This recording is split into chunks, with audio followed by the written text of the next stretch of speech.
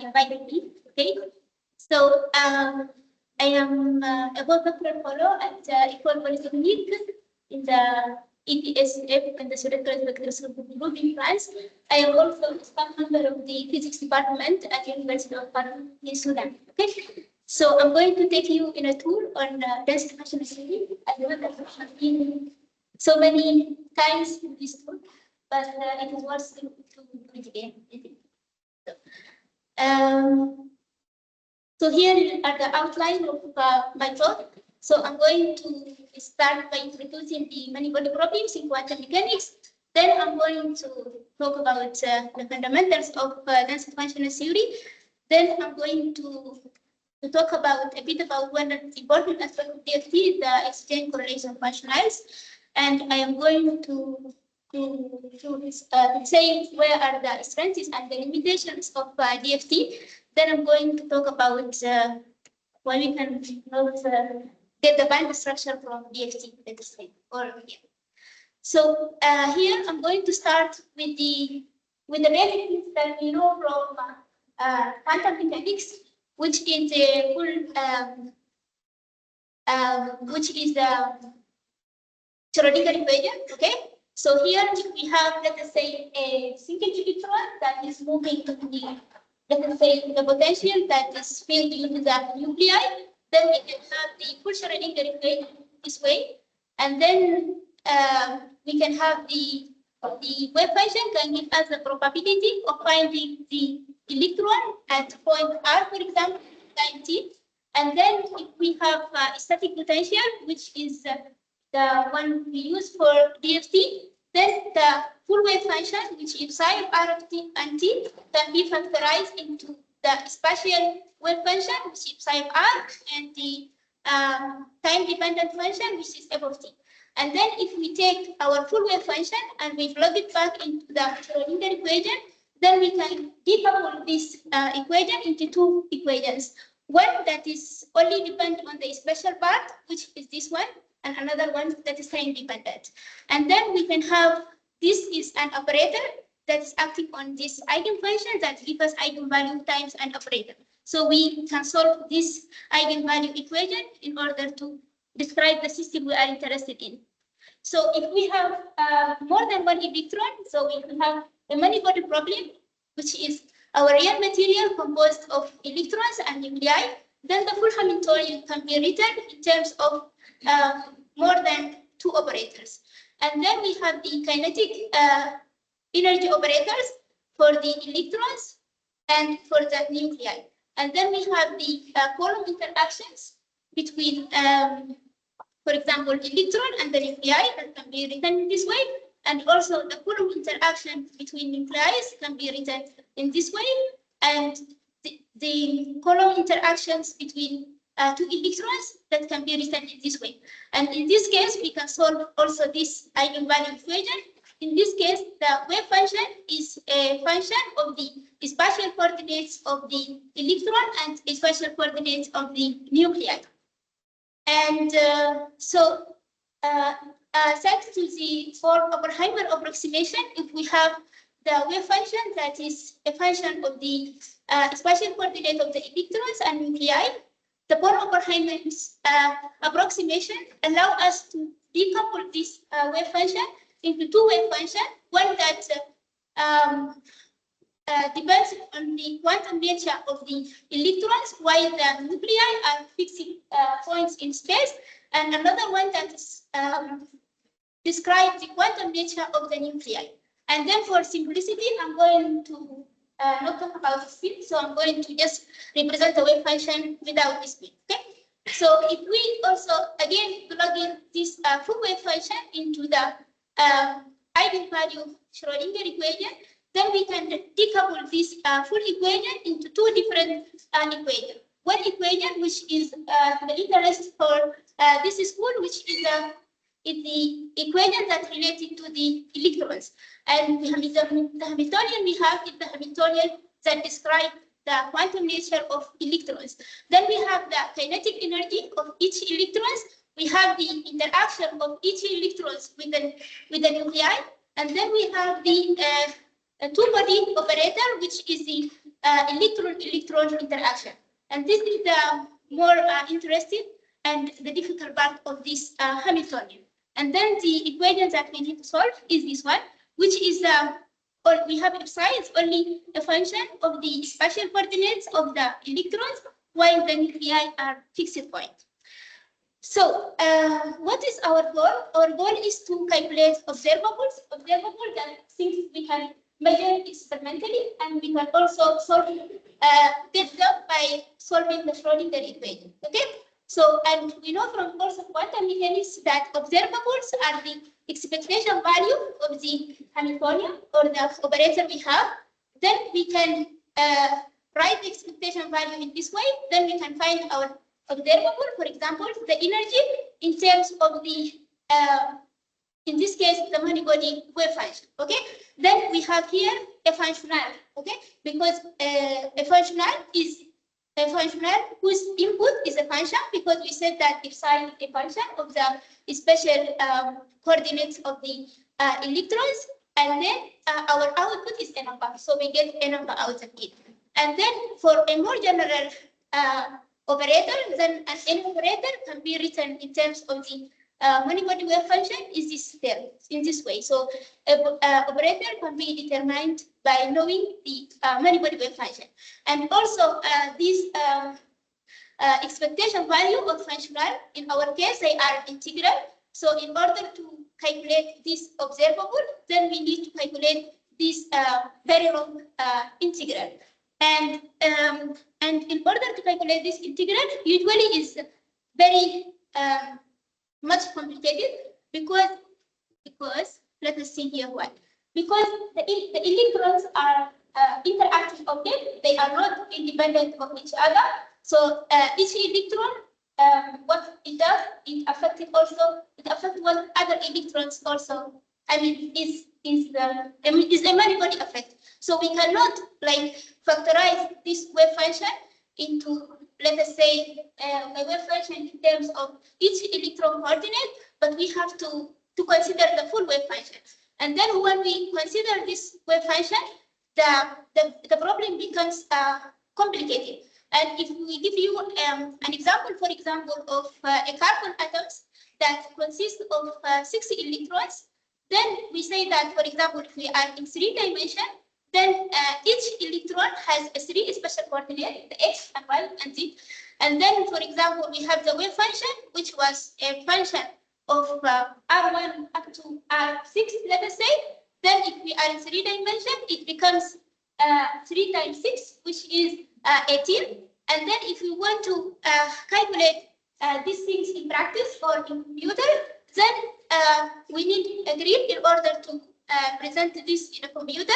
Then if we use a very few grids of, let us say, 10 by 10 by 10, then we should have like 10 to power 18 entries in order to represent.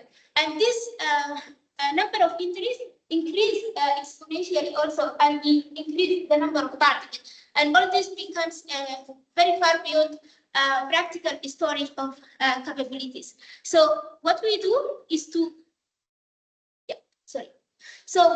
but we want to calculate observable. But then what shall we do?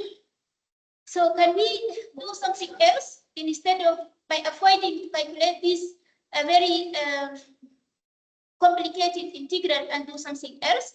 Yes. So instead of using the complicated many-body problem, we can use the so-called electron density, which can be determined in terms of the many-body wave function in this way. Okay, and this is what Kohenberg and Kohn have taught us from the theory that they have proved mathematically. Okay, so if we, let us say that the system that we want to calculate, the Hamiltonian of this system composed of, we said, the kinetic energy of electrons, electron-electron interaction, and the external potential. Okay, so we know that for a given number of particles, and if the interaction is the same, then what determines or what defines this Hamiltonian is the external potential. So to have the number of particles, we have the external potential, then the Hamiltonian is defined. Then in principle, if we know V external and the number of particles, then we can solve the eigenvalue Schrodinger equation, and then we can get psi. Okay, and then from psi we can get the ground state density, which is N of R. And what Hohenberg and Kohn prove mathematically, that instead of using, let us say, solving this let us say way, then they prove that there is a one-to-one correspondence between the electron density and the external potential. And so if we know only the density, this can fix the external potential and also the number of electrons. Then we are able to solve the Schrodinger equation, get psi, and then get the density.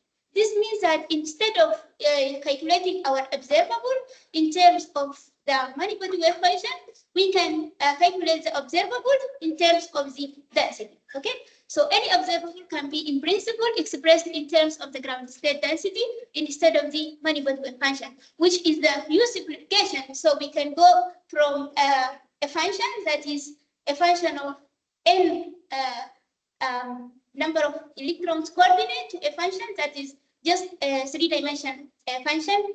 A function is three-dimension, which is N of R. Okay, so so this is the theory. We have one-to-one correspondence between the density and the external potential, and then the external potential define the many-body wave function. Then the many-body wave function can be also determined in the terms of the density.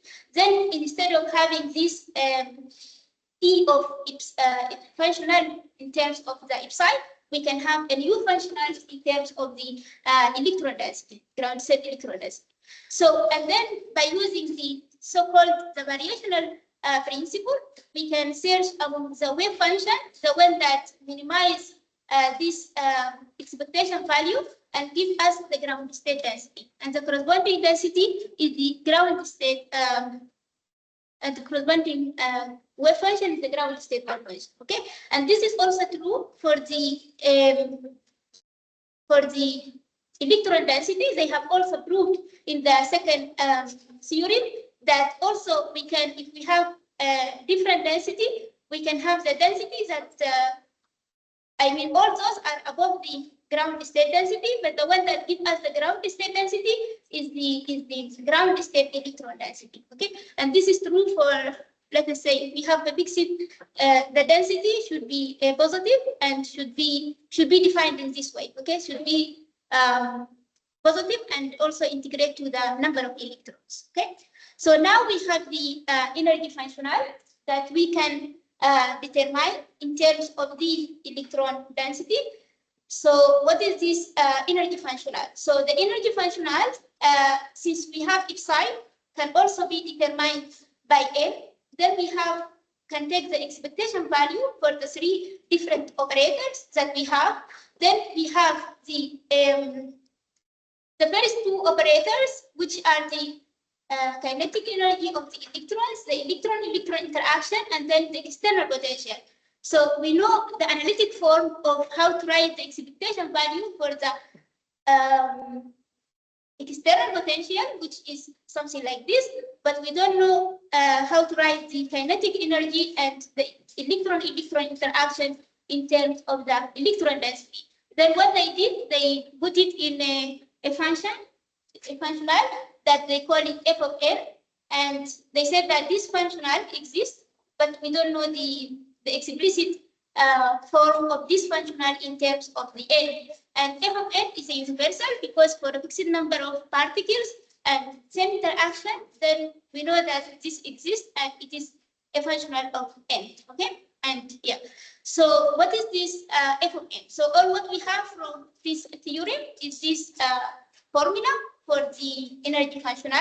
Now we need to know what is n, what is f of n. Okay, so for okay, so to define the universal functional, which is f of n, here it comes the formalism of by Kohn and Sham.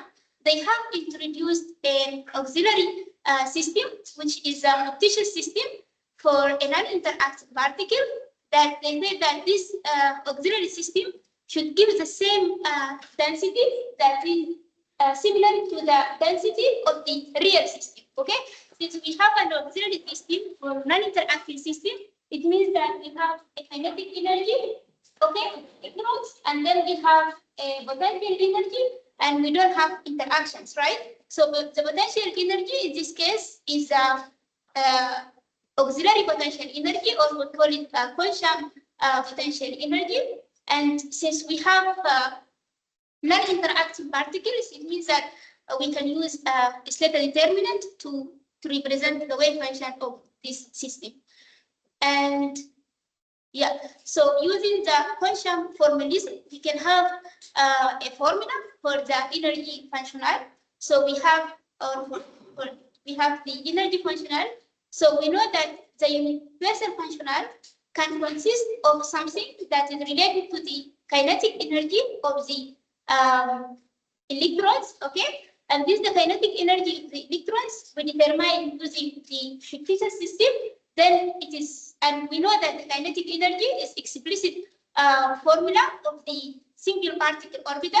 Then they define this kinetic energy, which is the kinetic energy for the non-interactive system, by using the auxiliary quantum orbital, or let us say quantum orbital. And then we know that this term should contain something that related to the Hartree energy, which is the electrostatic interaction between two density at point R and R1 and R2. And then what is left from f of m, if we subtract f of m minus Ts plus EH, then what is left here, they put it in a new functional that they call it the exchange correlation functional. And then we have already the external potential functional as a function of the density, which can be written in this form. So now, thanks to the quantum formalism, we have a new formula for the density, but unfortunately, there is a new functional that we don't know also. It is the exchange correlation function, okay? So since let us say that we have this functional, then what we can do is to again use the variational principle in order to get, let us say, the ground state energy, minimize this functional, and we minimize it with a constraint that these orbitals are also normal and normalized. Then, so we use a Lagrange equation, and then we can minimize this functional and get what called a quantum equation, which is this one, which is a set of single particle equations. So for n electron, we have n quantum equation, and then we have the kinetic energy part of the electron, and then we have the quantum potential, which is the Hartree potential, plus the exchange correlation potential, which is the derivative of the exchange correlation energy with respect to the ground state density. And then we have the external potential, okay? And then we have that, so it is every, we have here, it is equation for a single particle orbital. So if every orbital is interacting with the other electron through this mean field potential, because here we have this potential are also a function of n, and n is the sum over all the quantum orbital, let us say, and then every electron feels the other electron, or the interaction with the other electron due to this potential. That is why we call it a mean field or effective mean field potential. And also this equation we solve it semi-consistently, because the potential depends on the density, and we need the potential depends on the density, and the density also depends on the solution. So in order to get the psi I, we need, let us say, the psi I. So we need the solution. So that is why we and also the other particle depend on, let us say, this particle. So it is something like a self-consistent procedure. Okay, and then we have about the quantum potential. Here we have this potential is all of them, they are local in space because they multiply the single particle orbital, but then the exchange correlation functional and the Hartree potential, they are non-local the density because they depends on n of r everywhere in space. Okay, so yeah, so now we come to the functional that we don't know, which is the exchange correlation functional.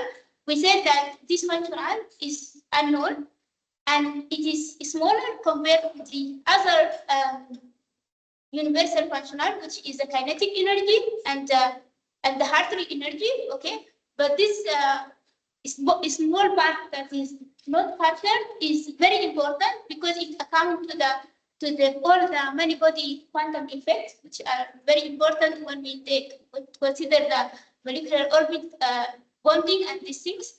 Then since it is small, then we can go on. We need approximation, but then we need a good approximation because it captures important effects. Okay, so how we can approximate the exchange correlation functional. So what is this functional? So this functional is we say that it is EXC in terms of the density. Then we need the function, which is the density, and then we input it into the functional, and it gives us this EXC, which is a number. And the exact formula of the exchange correlation can be written in this way. So we have E exact is equal to the integral over the space N of R, and then we have epsilon exchange correlation of N at point R. So this is a single particle exchange correlation. And then we need to know what is this epsilon exchange correlation of N at point R in order to know the exact formula. But we said we don't know the formula of this. And the simplest form of approximation that was introduced also by Kohn and Sham is a local density approximation. So what is the local density approximation? In order to, again, find this exchange correlation functional, Kohn and Sham, they have introduced an approximation using the homogeneous electron gas. And then that formula of the exact exchange correlation, we can write it in terms of the, let us say, call it the LDA approximation using the homogeneous electron gas. And this is how it's done. So we know that our real material, the density is varying over the space, is not constant. So let us say we have this point, this point, this point, all of them, they have different density. What they do is that they try to approximate the density at each point in space with a density. Let us say we say that this density here is similar to the density from the homogeneous electron gas, which is the same everywhere. Then we approximate point by point the corresponding density from the homogeneous electron gas, and then we can calculate the homogeneous electron gas exchange correlation. Then we do that, and then at each point we weight it by the density at a given point, and in this way we get, let us say, an approximation for the exchange correlation energy using the so-called local density approximation. And this is also the same thing can be applied also for the exchange correlation potential. And this makes the DFT calculation more computationally less cost, because this exchange correlation function for the homogeneous electron gas, they were already calculated and like they exist in the database. So we just, every time we do DFT calculation, we use what is already exists, and then we calculate this LDA, which is make it more faster. And and this approximation was the first one that was used and for DFT, and it was working very well. And then they tried to see why this LDA approximation worked very well for the density function study. They found that this approximation satisfies some constraints that are and let us say of the exact exchange correlation functional. That is why they work very well. And then they try to introduce new functionals based on this let us say, approximations, okay? And then here we have the so-called Jacob ladder of approximation, which it refers to the classification schemes of various approximation for the exchange correlation functional. So Jacob ladder is the, so we, let us say, arrange the functional on the radar according to their accuracy, okay? So we start with LDA, which is local in the density, so we can define it using only by knowing the density. By knowing the density, each point in space, so it is f of n is a function that is local, and then we refine it better. We go to so-called GGA, which is the generalized gradient approximation, and in this way we only do not define the density locally, but we use also the gradient of the density. And then we go again to the meta GGA by considering, in addition to that, we consider the kinetic energy. And then we even can introduce something more better like the hybrid functional.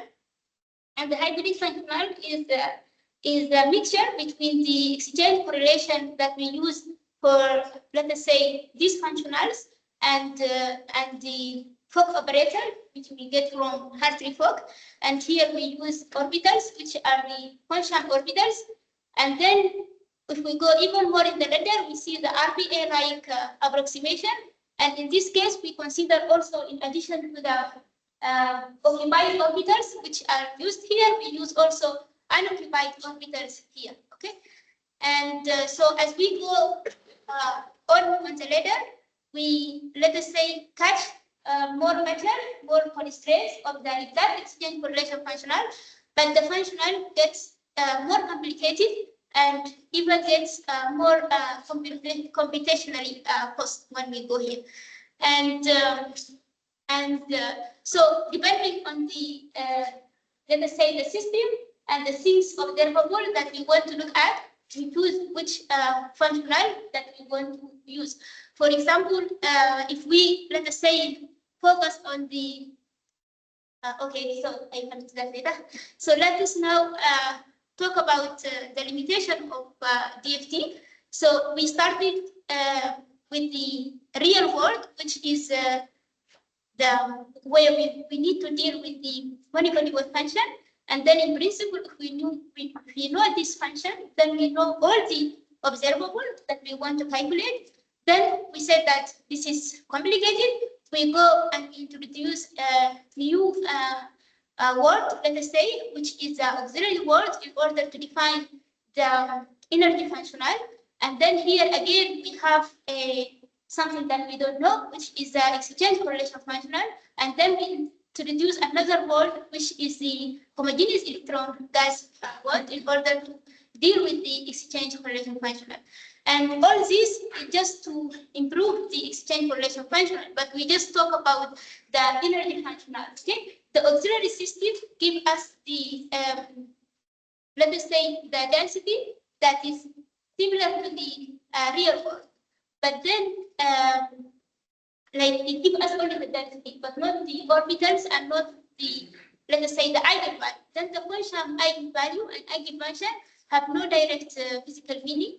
And the orbitals are introduced only to reproduce the electron density. So we cannot use the, let us say, Quansham eigenvalue in order to, let us say, calculate the energy gap. Okay. So, and we cannot, yes, look at the band structure. So one of the observables that we can look at is the fundamental gap versus the Quansham gap. So is the gap of the material, and we know that usually the real gap or the fundamental gap is calculated using or is measured using the photoemission experiment. Okay, in the direct photoemission experiment, we look at the ionization potential of the let us say correspond to the energy that when we take one electron from the system, and then it is a difference between ionization potential and electron affinity. Ionization potential when we take an electron from the system, and electron affinity when we add electron to the system. And then in terms of the total energies, we can write them in this way, okay? So we need the total energy of n plus 1 electron system and the total energy of n minus 1 electron system in order to calculate the fundamental gap or the true gap. In the quantum DFT, what we have is the let us say the Lagrangian multiplier or this eigenvalue of the system. And then if we say we want to calculate the energy gap from this system, then we take the differences between the HOMO and the LOMO, which is the highest occupied molecular orbital and the lowest occupied molecular orbital. Okay. Then we find that when we calculate the energy gap using Folsham in this way, then we find that this value doesn't equal to the real or the true fundamental gap, but it is different by this delta exchange correlation, what we say. And this is related to the jump in the exchange correlation potential. So for the exchange correlation potential, when we change the number of particles in the system, then we approach this potential, let's say from an integer number by crossing an integer number, then the difference is not the same or equal to 0, but there is a jump which is this delta. And this is related to the discontinuity in the energy functional, because when we, let's say, look at the the exchange correlation functional as the function of the number of particles, then it is a piecewise linear. So it is linear between n and n plus 1 particle. But then when we cross the n plus 1, then the slope changes. And this corresponds to this delta, which we call it the derivative discontinuity. And this results in these differences that we see here. Okay. So in order to get this true gap, then we need an energy functional that have this derivative continuity in order to get the real, let us say, quantum gap. Okay. So yeah, and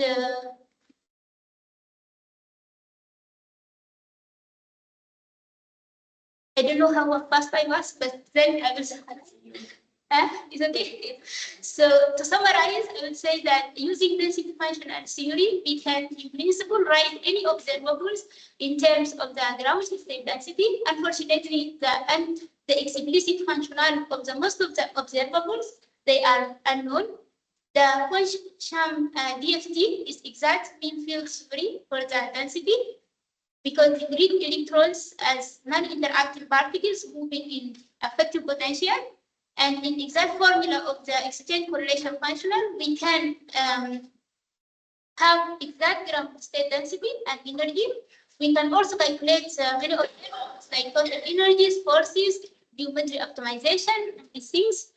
But then also maybe we cannot use quantum to calculate, to estimate the correct gap of the material. But then quantum can be a good starting point for methods like manifold perturbation theory or TDFT that you will learn during the school, and then you can know how to better, let us say, look at the band structure.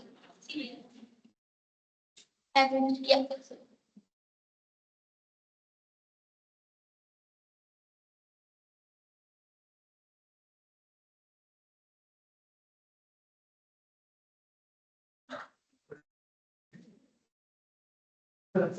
Yeah, so I almost finished. Yes, so here are some list of books that I suggest, and also a Coursera course that introduced very well and more details about density management theory and all these things. So I would like to acknowledge Matteo Gatti and Lucia Reni, who I am working with, and all the members of the EDSM group, the fellowship by boss, and also for participating and the rest of the country. And thanks for your listening. Yeah.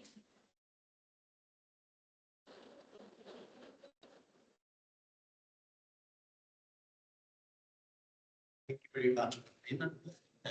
I also think you gave a very modern view of the subject that's pretty much convenient. So, any questions from the audience? Yes, please. In this case, it is only taking on the related to the same speed, right? Yeah. Okay. I don't want to reach only in the system related to the same speed. Okay. So here,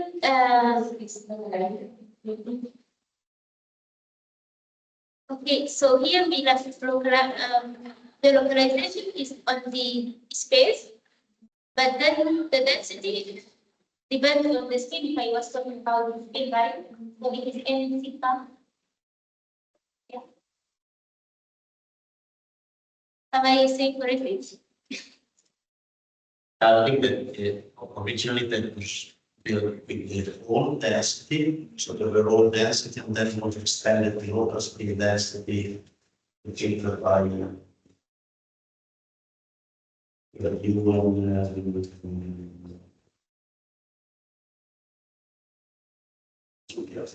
1981.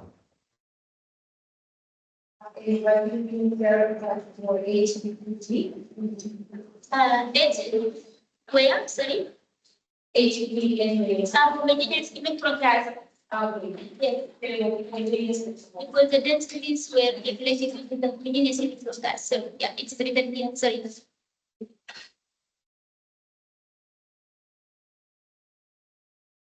Any other questions? So let me make a comment then. Yes. It is that I think you really clarified very well that smart is an exact theory, and then we have many information theory that is max, and then another exact kind of framework. And the two, in a sense, could live in different worlds. Indeed, you could put together for enabling device additional functions in the team. You get observables that we are also interested in. Nevertheless, what we are going to do here is to use DFT and Cone-Sham DFT in particular as a starting point for many more applications. That's now makes the exact story a bit of an art then, because we really take some in principle exact quantities that are actually approximate from Cone-Sham DFT, and then there is a bit of artisanal knowledge, in the sense that you know perhaps to know which functions work best, and there are reasons for it, and then use them together with GW, say, typically in a non-perturbative calculation. So there's still a trace of your original Cone-Sham calculation. So somehow there is a bit of an art in this, where the art.